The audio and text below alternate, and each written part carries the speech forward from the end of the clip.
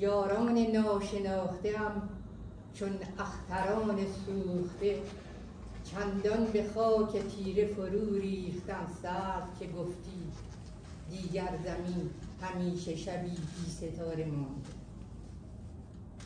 آنگاه من جغد سکوت لانه تاریک درد خویش، چنگ ز هم گسیخته زهرا یک سو نهادم، فانوس برگرفته به مقبر در آمدم، گشتم میان کوچه های مردم، این بانگ بر لبم شرفشان.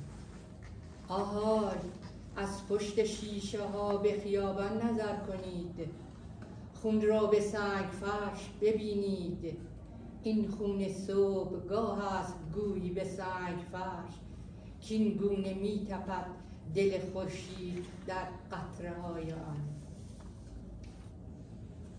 بادی شتابناک گذر کرد بر خفتگان خاک، افکند آشیانه متروک زاغ را از شاخه برهنه انجیر پیر باغ.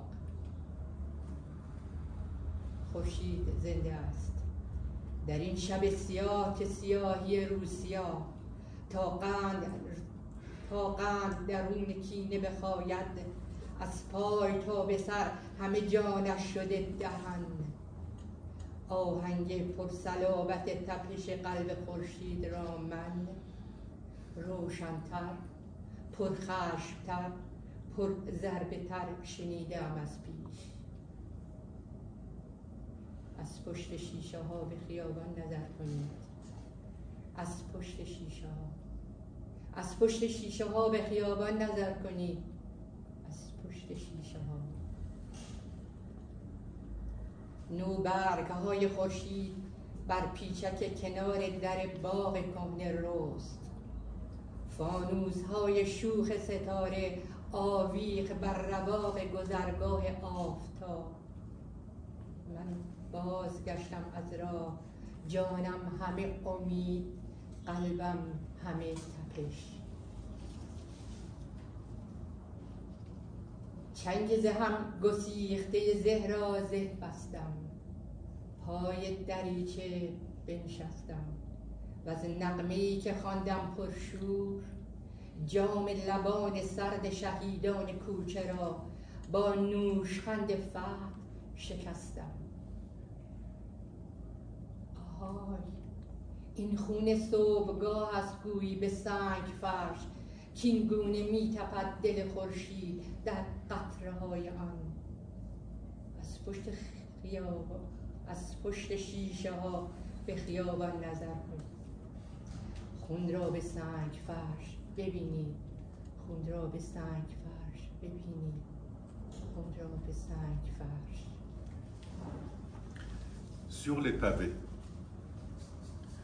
mes amis inconnus, comme les étoiles brûlées, tombèrent si nombreux froidement sur la terre noire, comme si la terre restait à jamais une nuit sans étoiles.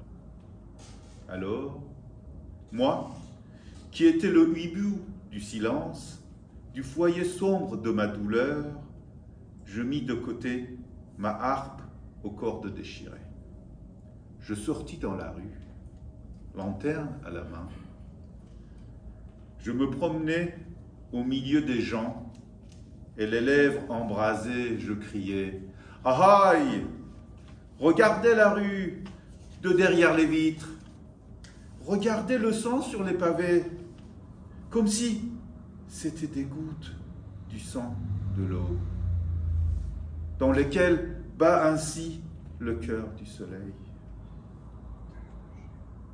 Un vent pressé souffla sur les dormeurs de la terre et renversa le nid déserté du corbeau sur la branche nue du vieux figuier. Le soleil est vivant dans cette nuit sombre, où la noirceur diffamée pour ronger la résine de la rancune est devenue de la tête aux pieds une bouche.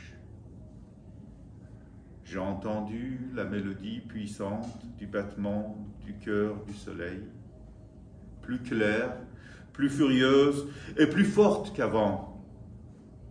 De derrière les vitres, regardez la rue. De derrière les vitres, regardez la rue. De derrière les vitres, regardez le sang sur les pavés, comme si c'était les gouttes du sang de l'aube, dans lesquelles bat ainsi le cœur du soleil. Les folioles du soleil poussèrent sur le liseron du mur du vieux jardin. Les lanternes joueuses des étoiles s'accrochèrent au portique du passage du soleil. Je rentrais chez moi, mon âme pleine d'espoir, mon cœur agité de frémissements. Je réparais ma harpe aux cordes déchirées. Je me mis à la fenêtre et par mon chant passionnant, je brisais d'un sourire de victoire la coupe de la bouche froide des martyrs de la rue.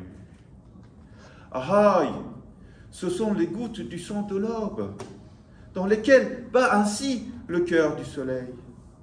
De derrière la vitre, regardez la rue. Regardez le sang sur les pavés de la rue. Regardez le sang sur les pavés de la rue.